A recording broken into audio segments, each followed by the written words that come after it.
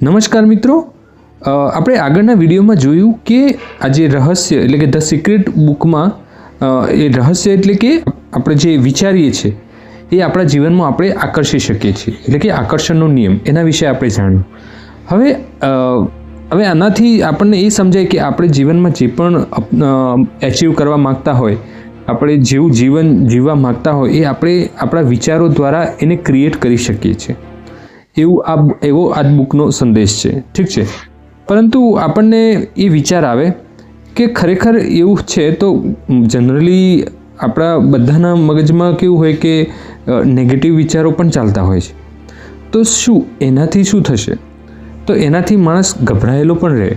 Right, સ્વાભાવિક વાત છે. અને નેગેટિવ વિચાર આવવો એ પણ સ્વાભાવિક વાત છે. ઠીક છે, દરેક પ્રકારના વિચારો આવી શકે છે. તો આના વિશે પણ આ બુકમાં લખેલું છે કે એમાં એવું લખેલું છે કે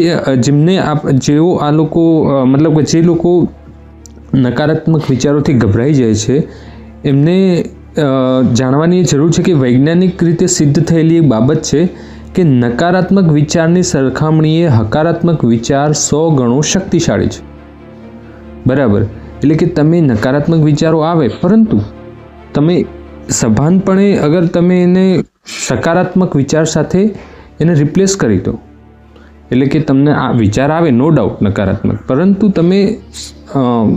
તમે જાણી જોઈને પછી એને સકારાત્મક વિચાર કરવા લાગો પોતે, તો એ વધારે શક્તિશાળી છે હકારાત્મક વિચાર જે છે તે. રાઈટ, તો એ જાણવાથી હવે આટલું જાણીને આપણે હવે ચિંતા કરવાની જરૂર રહેતી નથી. ઠીક છે, સ્વાભાવિક છે, નેગેટિવ વિચાર આવે તો આપણે એને શું કરવાનું? પોઝિટિવ વિચાર સાથે એને રિપ્લેસ કરી દેવાનું.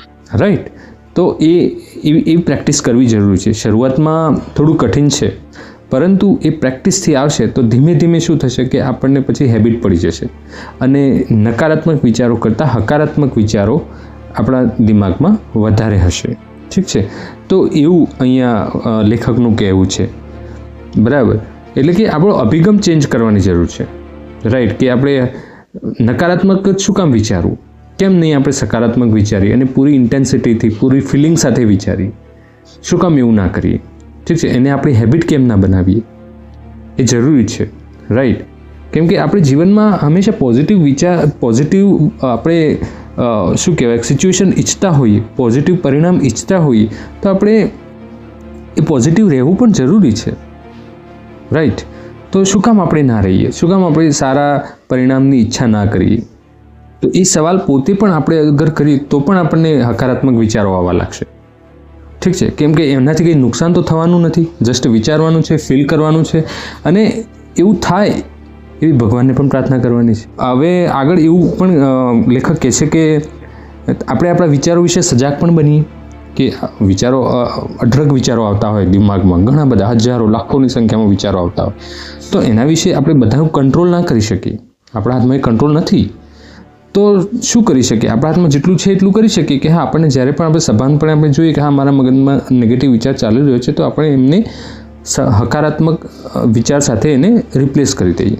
બરાબર, હવે શું થાય કે મન આપણું છે ને એ કાબૂમાં રાખવું પડે એના માટે કે હા, મારા મનમાં આવા વિચારો ચાલે છે તો હું એને નકારાત્મકમાંથી સકારાત્મક વિચારો તરફ જાઉં. એના માટે મન ઉપર આપણો કાબૂ હોવો જોઈએ. તો મન ઉપર કાબૂ મેળવવો કઈ રીતે, તો એના વિશે પણ અહીંયા વાત કરી છે. તો એના માટે મનને શાંત રાખવું જરૂરી છે. હવે મનને કઈ રીતે શાંત રાખવું? તો મનને શાંત રાખી શકાય ધ્યાનથી. આપણે શું કરવાનું કે ધ્યાન ધરવુંનો મતલબ એવો છે કે આપણે મનને શાંત કરવા માટે ધ્યાન ધરવાનું છે. ઓકે, કે જેમ કે આપણે પોતાના શ્વાસોશ્વાસ પર ધ્યાન ધરી શકીએ, અને એવું નહીં કે કલાકો સુધી.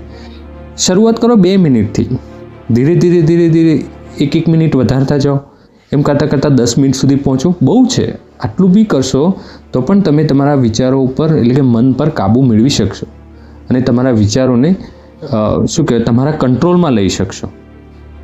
એ શક્ય છે. અથવા તો તમે જે તમારા ભગવાન હોય, ઈષ્ટદેવ હોય, એમનું ધ્યાન ધરીને પણ તમે તમારા મનને શાંત કરી શકો છો. રાઈટ, તો દરેક માટે ધ્યાન ધરવાની ટેકનિક અલગ અલગ હોઈ શકે છે. એવું જરૂર નથી કે કોઈ એક પર્ટિક્યુલર સિસ્ટમથી જ થાય. તમે અનુભવ કરો તમને કઈ રીતે તમારું મન શાંત થાય છે. આંખો બંધ કરીને શ્વાસોશ્વાસ પર ધ્યાન ધરવાથી થાય છે, ભગવાનનું નામ લો છો એનાથી થાય છે, કે કઈ રીતે થાય છે, રાઈટ? તો એ મેથડ તમે તમારા અંદર લાવો, હેબિટમાં લાવો, અને એ રીતે તમારા વિચારોને ધીરે ધીરે કંટ્રોલમાં રાખતા શીખી જાઓ. આ એક પ્રેક્ટિસ છે, બરાબર? એ કરવાથી અલ્ટિમેટલી ફાયદો આપણને જ છે. આપણે આપણા માટે જ આ કરી રહ્યા છીએ, રાઈટ? તો હોઈ શકે કે તમને એવું થાય કે આ તો બધું અઘરું હોય છે, કઈ રીતે થાય, ઘણા બધા ક્વેશ્ચન થાય, પરંતુ શું કામ જસ્ટ થોડા સમય માટે પણ આપણે પ્રેક્ટિસ ના કરવી જોઈએ, રાઈટ? પ્રેક્ટિસ કરવામાં શું થાય છે? કંઈ પૈસા તો લાગવાના નથી, રાઈટ? તો એને કરવું જરૂર છે, જેથી કરીને આપણે આપણા જીવનમાં હકારાત્મક અનુભવ કરી શકીએ અને હકારાત્મક પરિણામો લાવી શકીએ, રાઈટ? અને સભાનપણે અહીંયા લેખક એવું પણ કહે છે કે સભાનપણે તમે પોતે એક ધ્યેય નક્કી કરો, અને ધ્યેય એવો હોય કે હું મારા વિચારોનો માલિક છું. બસ આ તમે તમારા મનમાં વિચાર હંમેશા દ્રઢ રાખવાનો છે કે હું મારા વિચારોનો માલિક છું. તો તમને એક ફિલિંગ થશે કે હા, હું મારા વિચારોનો માલિક છું, તો હું જ ઈચ્છું એવા જ વિચારો હું કરી શકું. That's it. તો પછી તમે જેવા ઈચ્છો એવા જ વિચારો કરી શકશો, અને મોટાભાગે તમે હકારાત્મક વિચારો ઉપર જ ફોકસ કરી શકો છો, અને કરી જ શકો છો, કેમ કે તમે તમારા વિચારોના માલિક છો એવું તમારે ફીલ કરવાનું છે અને માનવાનું પણ છે, રાઈટ? તો આનાથી અને એના પર ધ્યાન ધરો તો તમે ડેફિનેટલી સારા પરિણામ મેળવી શકો છો. તો એવું અહીંયા લેખક દ્વારા કહેવામાં આવ્યું છે ધ સિક્રેટ બુકમાં. તો ખરેખર વાત બહુ સરસ છે. આપણે આને પ્રેક્ટિસમાં લાવવાની જરૂર છે. આ બુકમાં ઘણી બધી વાતો કરેલી છે, રાઈટ? તો એને આપણે અગર જો પ્રેક્ટિસમાં લાવીએ ને તો ડેફિનેટલી આપણને એના રિઝલ્ટ મળે. ખાલી જાણવાથી, સાંભળવાથી એનું પરિણામ નથી મળતું. એને ખરેખર પ્રેક્ટિસમાં લાવવું પડે. અને આમાં એવું નથી કે બધું એકસાથે પ્રેક્ટિસમાં આવી જાય. હા, તમે થોડું જાણો છો તો થોડું પ્રેક્ટિસમાં લાવો. એટલીસ્ટ આપણે એટલું તો કરી શકીએ કે આપણે જીવનમાં જે ઈચ્છીએ છીએ એના ઉપર ફોકસ રાખી શકીએ અને એના ઉપર શ્રદ્ધા સાથે એના ઉપર કામ કરી શકીએ, બસ. બાકી બધું ભગવાન સંભાળી લે, યુનિવર્સ બધું જ સંભાળી લે. એના ઉપર દ્રઢ મન રાખી અને આપણે આપણા પ્રયત્નો કરતા રહેવાના, અને હા, એનામાંથી વિશ્વાસ નહીં ડગાવવાનો, બસ. તો ડેફિનેટલી એ જે તે કાર્ય હોય, જે કંઈ આપણે ઈચ્છતા હોઈએ એ સારું, અને એ સારું એવું થઈ ગયું છે એવું ફીલ કરવાનું છે કે હા, એ પરિણામ મને મળી ગયું છે. એ ચાહે કંઈ પણ હોય, તમારા સ્વાસ્થ્ય રિલેટેડ હોય, તમારા ફાઇનાન્સ રિલેટેડ હોય, કે ચાહે કંઈ પણ હોય. તમે કોઈ એવી ઈચ્છા કરી હોય, જેની વસ્તુની તમારે જરૂર હોય, એની ઈચ્છા કરી હોય, તો એ વસ્તુ તમને મળી ગઈ છે એવી ફિલિંગ સાથે તમે એની ઈચ્છા કરો કે હા, મને મળી ગઈ છે, અને ભગવાનનો આભાર માનો, યુનિવર્સનો આભાર માનો. તો તમને ખરેખર જણાશે કે ના, તમારા જીવનમાં સારા પરિણામ મળી રહ્યા છે અને પરિવર્તન આવી રહ્યું છે. તો આઈ હોપ કે તમને આજે ચર્ચા કરી એમાં તમને ગમી હશે. ડેફિનેટલી આ બુક તમારે વાંચવા જેવી છે, દરેકે વાંચવા જેવી છે. અને એમાંથી જે આવા મુદ્દા છે એને આપણા જીવનમાં ઉતારવા જેવા છે, શીખવા જેવું છે ઘણું બધું, રાઈટ? તો આશા રાખું કે તમને આ ચર્ચા પસંદ આવી હશે. મેં જે કંઈ પણ શીખ્યો એ તમારી સાથે શેર કરવાની મેં કોશિશ કરી છે. તો મને સાંભળવા માટે તમારો ખૂબ ખૂબ આભાર. અગર તમને પસંદ આવી હોય, આ વિડીયો પસંદ આવ્યો હોય, તો લાઈક અને શેર ચોક્કસથી કરજો. મળીએ નવા વિડીયોમાં. ત્યાં સુધી જય શ્રી કૃષ્ણ.